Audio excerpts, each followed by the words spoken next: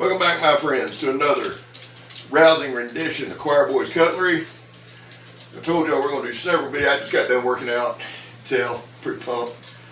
Now I was actually in here kind of rotating, working out, and sharpening up some of these knives, which I'm going to tell you, it ain't easy to do, put these sunglasses on.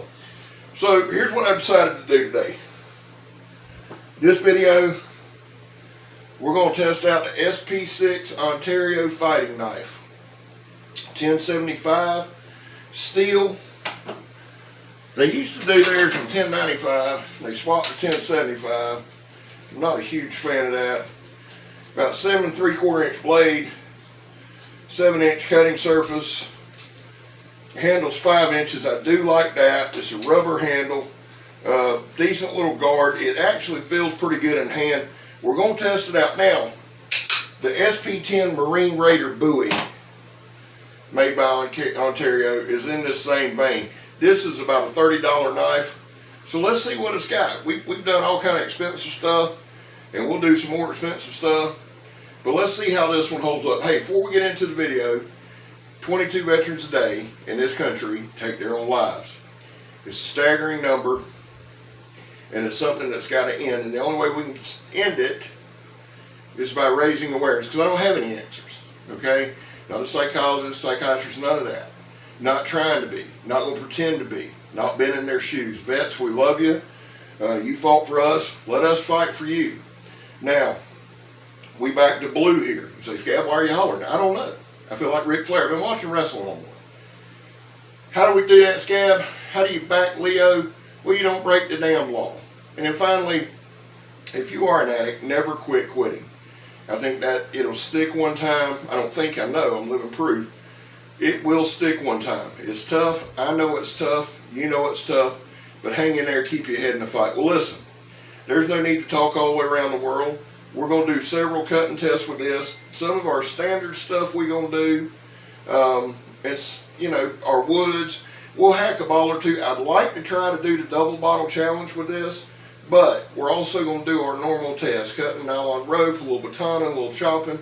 So let's see what we got. Love y'all. God bless y'all. Probably won't see you at the end, but listen, I'm Scab. That's right.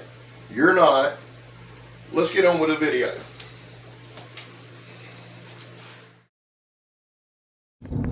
Well, thank you, Scab, for that fine intro. I tell you, they just get better and better and better.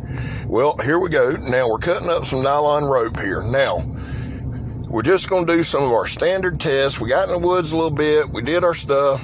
Now, I did sharpen this knife before we got started. Y'all saw me doing that.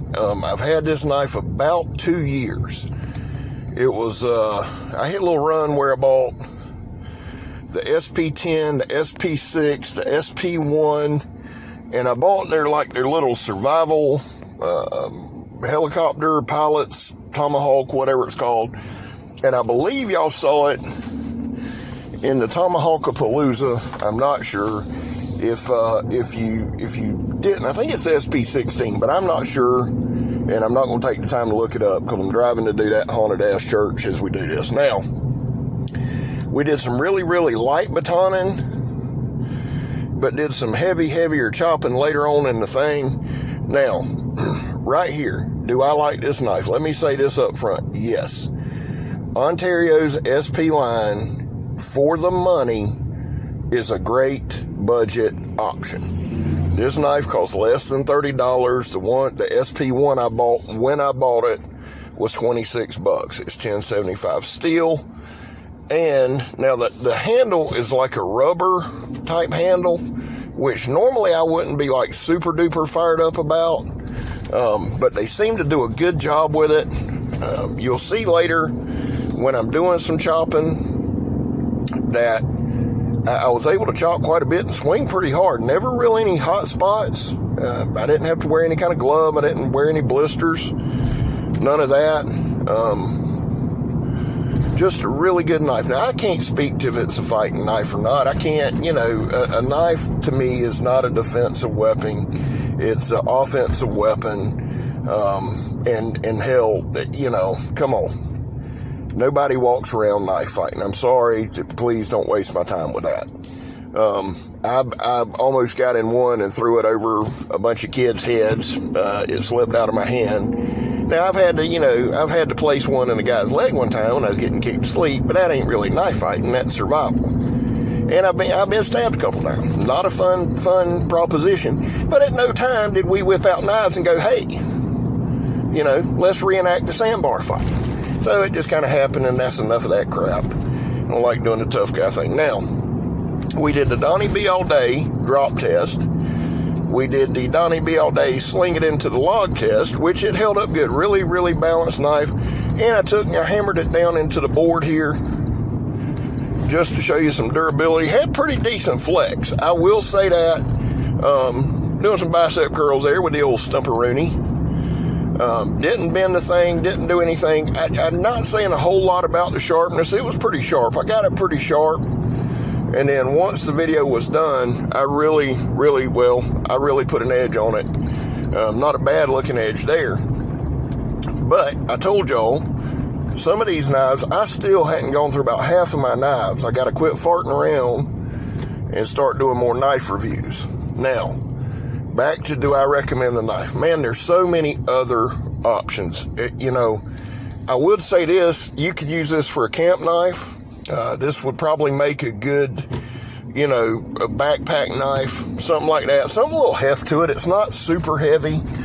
Like I said, it's got a 7-inch cutting surface, about a 7-inch blade. And as far as the sharp out of the box, if memory serves, it wasn't super sharp, but I spent a lot of time reprofiling the blade. Let me tell you what I do, just so y'all kind of know. On my bigger knives, on a lot of my fixed blades, I put a 25-degree edge bevel. It's more of a chopping edge bevel, and if you can get it sharpened up where you can shave with it. But I know what I do mainly with a knife, and for me, the 25 degree is just much better. Now, this is about a 2.5-inch diameter, older piece of cherry right here.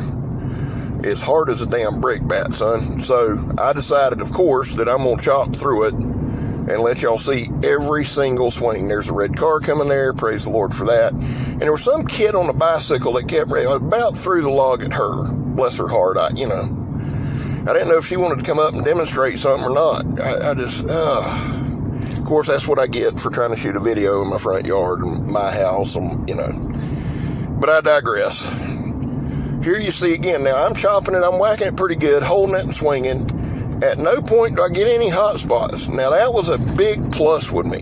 Big plus with me. I was able to slide back on the handle some.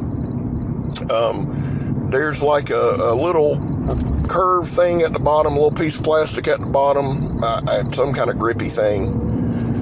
And I usually place it between my ring finger and bird finger when I'm chopping. Now here it was just doing some slicing. And again, I don't say much about the sharpening because, guys, you can take a piece of tin and sharpen it up. How sharp a knife is out of the box or when you buy it, okay, I want a sharp knife, but I like that next level sharp. I'm looking for that Eric Hussein sharp. So sometimes you just got to put the work in. Now here I go. Watch your bip. Double tap right there. Now let me say this. I've hit all of them. I just ain't cut them all in twain yet. This part I did speed up because for some reason I thought it'd be a real good idea for you to see my back, during this whole escapade. But again, I went out in the woods. I love being in the woods, and I thought we need to get back out there some and get some cutting done. And let me say this up front, right off the rip, dear tree-hugging friends, this crap has got to come out anyway. Okay? I know in your little goofball world, you run around and just cut up dead trees. I can picture you now tiptoeing through the twilight there, just finding dead trees. I don't. This crap's got to come out. So I used my SP6 kind of as a machete here to show the versatility and got to it. Now you'll notice that fine looking shirt I'm wearing, the Twisted Mr. Knife Company, Donnie B all day. We do support that. Now this knife held up really, really good. It's about a 1/8 inch thick deal. not super thick. Now that buoy I got, that SP10, is a 1/4 inch thick. This one I'd say is about 1/8, maybe 3/16 at the back. There you go. Appreciate it, Scab. I'm showing you where I'm gonna hit it, like, you care. But again, some heavy duty chopping. And you see when Scab gets that one motion going, I just realized I did speed this up. So, but there I was really bringing it down, and no edge damage. Again, I think that might be the benefit of that 25-degree edge bevel. Plus it's 1075. Not my favorite steel, not my favorite carbon steel, but not a bad one. Not a bad one. And we did I sharpened it up, like I said, so we're going to do a little stick shaving here. So could you use it as a camp knife? Yeah. Are there better options? Yeah. Is it a good one to have for your collection? Yeah. And if you're just starting in knives, yes, you should grab one. Less than $30. Well, guys, listen. I love y'all. It was good getting back doing the reviews. God bless y'all. I'm headed up to do this haunted ass church. Y'all pray for me. I'm Scab. You're not. Merry Christmas, Feliz Navidad, and we gone.